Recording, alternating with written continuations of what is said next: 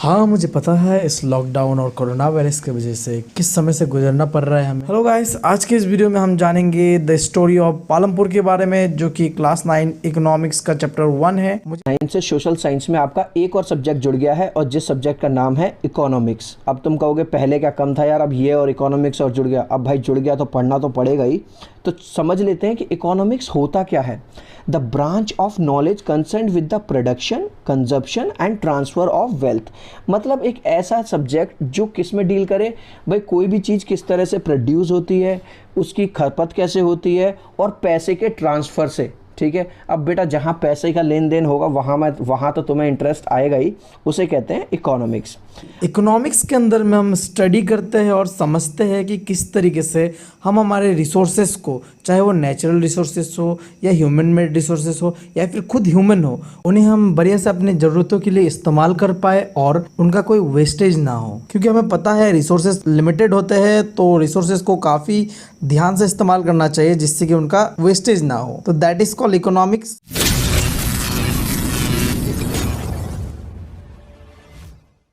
अब हम आते हैं मुद्दे की बात पे कि इस चैप्टर में हमें बेसिकली पढ़ना क्या है एग्जैक्टली। क्योंकि देखिए, आपका आधा काम तब हो जाता है जब आप समझ जाते हैं कि आपको एग्जैक्टली पढ़ना क्या है। क्योंकि देखिए, हमें हार्ड वर्क नहीं करना है, हमें करना है स्मार्ट वर्क। स्मार्ट वर्क करने के लिए हमें पूरा किताब को चार्ट नहीं लेना है, हमें बस रेलेवेंट टॉपिक्स को पढ़ना है। अगर हम पूरे टॉपिक्स को पढ़ने जाएंगे, उससे बस एक चीज होगा, कंफ्यूजन, कंफ्यूजन और कंफ्यूजन। जिंदगी में कुछ भी पाल लो, बट भाई कंफ्यूजन मत पालना। कंफ्यूजन पालोगे तो कहीं के नहीं रहो। अब सवाल ये उठता है कि रेलेवेंट टॉपिक्स है क्या इस चैप्टर का। तो बेसिकली इस चैप्टर में आपको 4 पॉइंट्स को ही पढ़ना है। काफी छोटा चैप्टर है। पहला पॉइंट पे आपको जो स्टोरी है पालमपुर का, उसको डिटेल में समझना है। और दूसरा, फैक्टर ऑफ प्रोडक्शन क्या है उसे समझना है। और तीसरा, फार्मिंग इन पालमपुर को समझना है। उसके बाद non farming activities in Palampur. चलिए शुरू करते हैं। ये विलेज पालमपुर एक हाइपोथेटिकल, मतलब एक इमेजिनरी विलेज है जो रिप्रेजेंट करता है इंडिया के मोस्ट ऑफ द विलेजेस जो कि अक्रॉस द इंडिया है। और अगर आप कभी गांव गए हो या वहां रहे हो तो आप इजीली इस चैप्टर को रिलेट कर पाएंगे अपने साथ। क्योंकि जो भी इंडियन विलेजेस में टिपिकल एक्टिविटीज होता है, उन सारी चीज़ों को इस चैप्टर में समराइज किया गया है। तो इस विलेज की स्टोरी को हम सिंपली समझने के लिए मैंने इस स्टोरी को 3 पार्ट्स में डिवाइड कर दिया है। पहले हम समझेंगे कि इस विलेज में किस तरह की इकोनॉमिक एक्टिविटीज़ होता है। उसके बाद हम देखेंगे कि किस तरीके के लोग रहते हैं इस विलेज में। और आखिर में उन विलेजेस के लोग किस तरह की फैसिलिटीज इंजॉय करते हैं अपने डे टू डे लाइफ में। पालमपुर के अंदर में फार्मिंग एक काफ़ी पॉपुलर इकोनॉमिक एक्टिविटी माना जाता है। उसके अलावा काफ़ी अलग एक्टिविटीज़ भी होता है, जैसे कि स्मॉल अमाउंट पे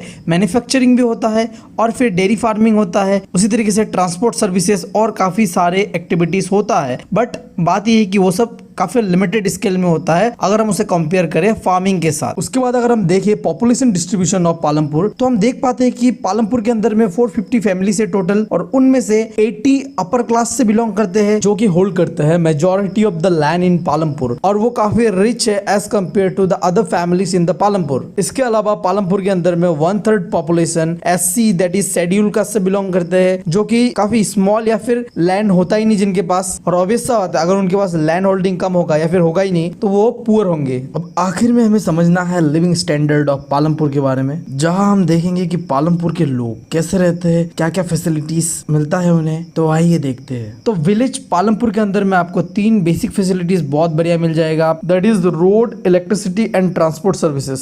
उसके बाद क्योंकि पालमपुर डिपेंड है पूरी तरीके से अपने एग्रीकल्चर के ऊपर, तो यहाँ का इरिगेशन सिस्टम भी बहुत ही बढ़िया है। अगर हम पालमपुर को एजुकेशन की ओर से देखें तो पालमपुर में 2 प्राइमरी स्कूल्स है और एक हाई स्कूल है।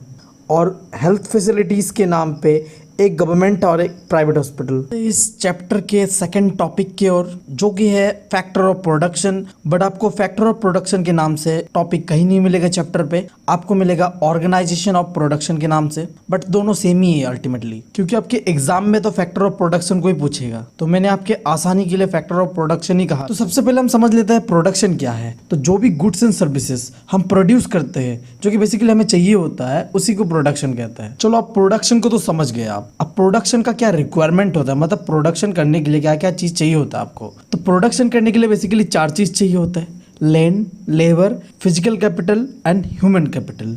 अब लैंड तो आप समझ गए कि जमीन चाहिए, बिना जमीन के कैसे प्रोडक्शन होगा। उसके बाद काम करने के लिए वर्कर्स का तो जरूरी ऑब्वियस सा बात है। उसके बाद ये फिजिकल कैपिटल क्या है उसे समझ लेते हैं। फिजिकल कैपिटल जितने भी आपके रॉ मटेरियल्स है, मशीन्स है, बिल्डिंग्स है, उन सबको एक साथ मिलके होता है फिजिकल कैपिटल। फिजिकल कैपिटल को भी हम फिर दो तरीके में डिवाइड कर सकते हैं। पहला होता है फिक्स कैपिटल, उसका बाद होता है वर्किंग कैपिटल। अब भाई ये फिक्स कैपिटल क्या है? ऐसी चीजें जो आपके लंबे समय तक आपके यूज में रहेगा आप अगर प्रोडक्शन एक्टिविटी करते हैं, जैसे कि बिल्डिंग, मशीन्स, ये सब एक दो दिन का बात नहीं है, ठीक है। अगर आपने एक बिल्डिंग बना लिया प्रोडक्शन करने के लिए, एक फैक्ट्री को एस्टेब्लिश किया, तो रहेगा कम से कम 10-20 साल तक, ठीक है। उसके बाद अब हम बात कर लेते हैं वर्किंग कैपिटल क्या है। किसी भी बिजनेस में जो रोजमर्रा का जो खर्चा होता है, जिन्हें हम कहते हैं डे टू डे एक्सपेंसेस, वो सब आ जाता है वर्किंग कैपिटल के अंदर में। जैसे कि रॉ मटेरियल, मनी, तो ये सब चीजें आते हैं वर्किंग कैपिटल के अंदर में। और आखिर जो है फोर्थ, वो है ह्यूमन कैपिटल। अब देखिए ह्यूमन कैपिटल क्या है। ह्यूमन कैपिटल हम हैं जो स्किल लेबर्स है या फिर नॉन स्किल लेबर्स, इन सबको हम काउंट करते हैं ह्यूमन कैपिटल के अंदर में। तो ये चारों रिक्वायरमेंट्स, चाहे वो लैंड, लेबर, फिजिकल कैपिटल और ह्यूमन कैपिटल हो, ये चारों कंबाइन होके बनते हैं फैक्टर ऑफ प्रोडक्शन। मतलब प्रोडक्शन करने के लिए क्या क्या चीज़ चाहिए होता है, that is called factor of production भी कह सकते हैं, या फिर आप कह सकते हैं रिक्वायरमेंट ऑफ प्रोडक्शन। देखिए इंग्लिश में काफ़ी सारे वर्ड ऐसा होता है जिसका मतलब सेम होता है बट वो डिफरेंट वर्ड से रिप्रेजेंट किया जाता है, तो इसके लिए आपको कंफ्यूज नहीं होना है, दोनों सेम ही चीज़ है। तो फैक्टर ऑफ प्रोडक्शन हो या रिक्वायरमेंट ऑफ प्रोडक्शन हो या फिर ऑर्गेनाइजेशन ऑफ प्रोडक्शन हो, तीनों ही सेम चीज़। आप भी वीडियो देख देख के थक चुके होंगे, तो मैं इस समय वीडियो को करता हूँ समाप्त। जो बाकी बचा 2 टॉपिक रह गया है इस चैप्टर का, उसे मैं अगले वीडियो में कवर कर दूंगा। अगर आपको मेरा काम पसंद आया तो मेरे वीडियो को लाइक कर दीजिए, जिससे मैं समझ जाऊंगा कि सच में आपको पसंद आया मेरा काम। उसके बाद यार वीडियो बनाने में काफ़ी मेहनत लगता है, तो चैनल को सब्सक्राइब भी कर दीजिए और अपने दोस्तों के साथ भी शेयर कीजिएगा। Thank you.